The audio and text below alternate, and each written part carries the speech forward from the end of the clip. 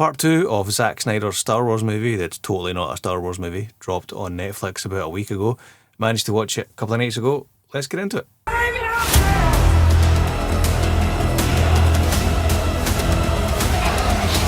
So we get some opening narration explanation from Anthony Hopkins, as we did in the first movie, although this time it's really heavy on the explanation slash narration slash explanation narration exposition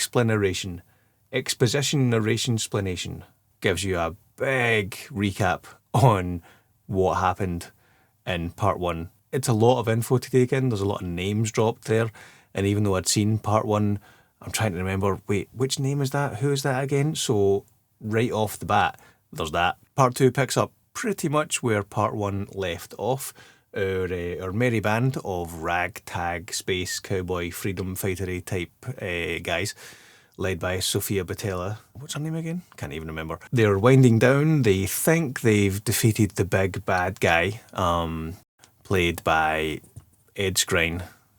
Ed Skrein. They think they've defeated the Star Destroyers, the Dreadnoughts, and are headed back to the other side of the galaxy, and they've sent the bad guys, tail between their legs, back to the Death Star Emperor planet. Our hero's victory celebrations, however, are cut short because the big bad isn't dead. He didn't actually die. He has been recuperating in something that looks nothing like a Star Wars Darth Vader rejuvenation, chamber.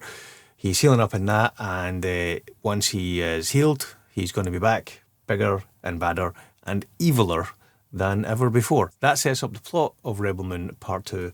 But is it any good? Is the Scargiver any good? Does it build on and improve upon Part 1?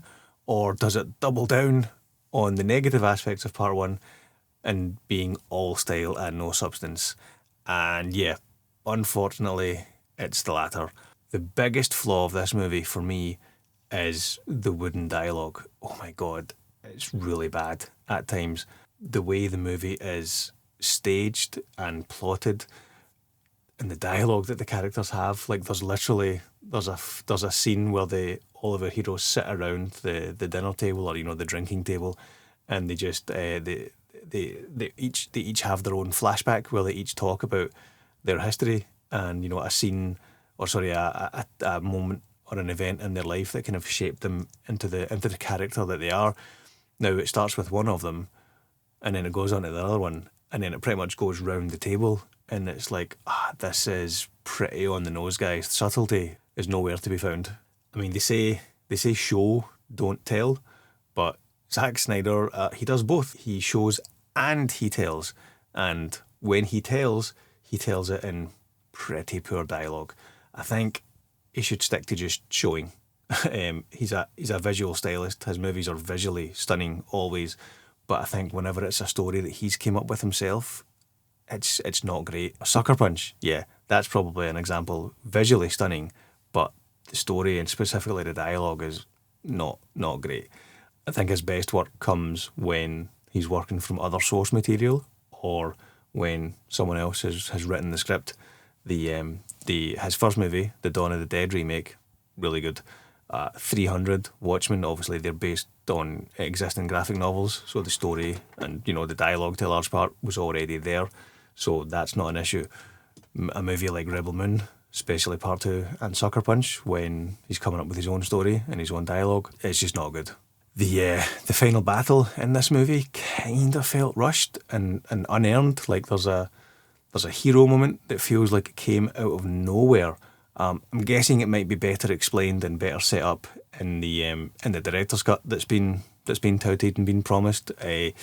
Much like Batman vs Superman, the extended director's cut made a lot more sense than the theatrical cut.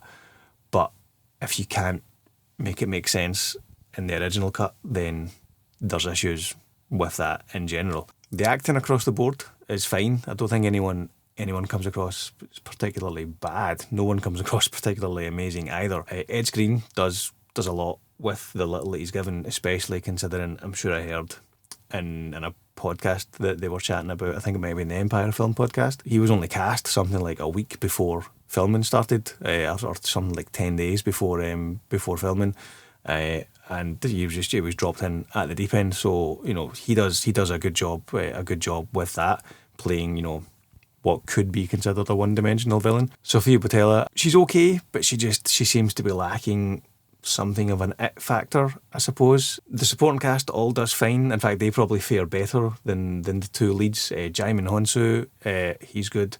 He does his thing. Michael Hunsaker, the guy from Game of Thrones, the other guy from Game of Thrones, he does really good as well. The romance element seems, again, a little bit unearned and kind of like it's missing a few steps. Again, possibly going to make more sense in the extended director's cut. That has been mentioned, that there's more of them, possibly some love scenes with them as well. So I assume that relationship is explained better in the director's cut.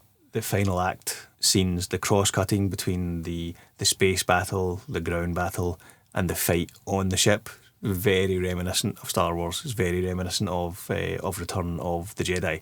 But of course, this totally isn't a Star Wars movie. There's a very cool stylized fight scene with energy swords in that last act that takes place on the ship. I don't want to give away too many spoilers, but it is actually a standout of the movie as an action scene.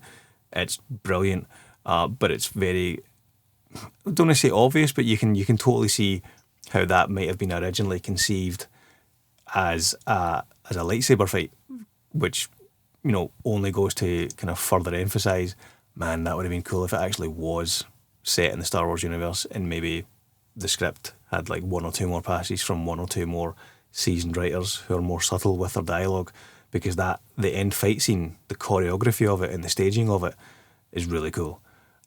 I just was watching it thinking, I wish this fight scene was in a better movie, maybe even a Star Wars movie.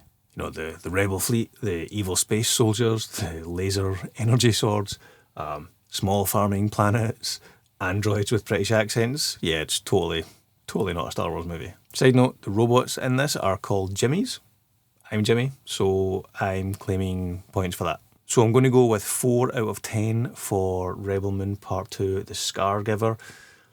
I was really looking forward to this one because I kind of did enjoy the first one. I think I might have gave it 6 out of 10. So I'm going to go with 6 out of 10 for Zack Snyder's Rebel Moon Part 1, A Child of Fire.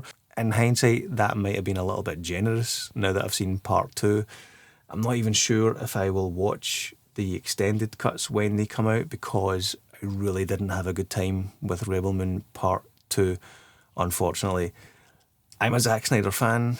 I like his content in the DC universe. The Dawn of the Dead remake, what I think was his first movie, I really like that. 300, Watchmen, really like them. Sucker Punch, not so much. Yeah, Zack Snyder fan, but not a fan of Rebel Moon Part 2, The Scargiver. That's us, folks. Thanks very much for watching. If you want to see more content like this, you can always subscribe, and I will catch you in the next video.